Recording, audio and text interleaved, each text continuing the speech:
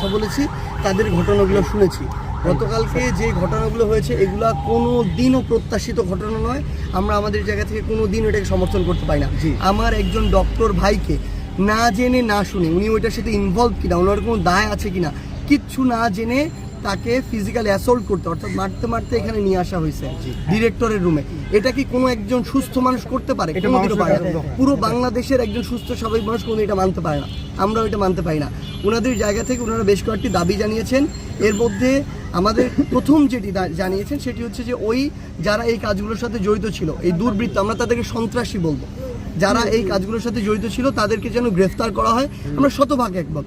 আমরা বলি যে তাদেরকে দ্রুততম সময়ের মধ্যে, সম্ভব হলে আজকের মধ্যে গ্রেফতার করা হোক। এবং দ্বিতীয়ত বলেছেন যে এখানে নিরাপত্তা নিশ্চিত করতে। অবশ্যই আমার একজন ডক্টর মানুষের সবচেয়ে ক্রিটিক্যাল টাইমে তাকে চিকিৎসা দেন, তার যদি নিজের নিরাপত্তা না থাকে তাহলে তিনি কিভাবে একজন রোগীকে তার সর্বোচ্চটুকু দিয়ে সেবা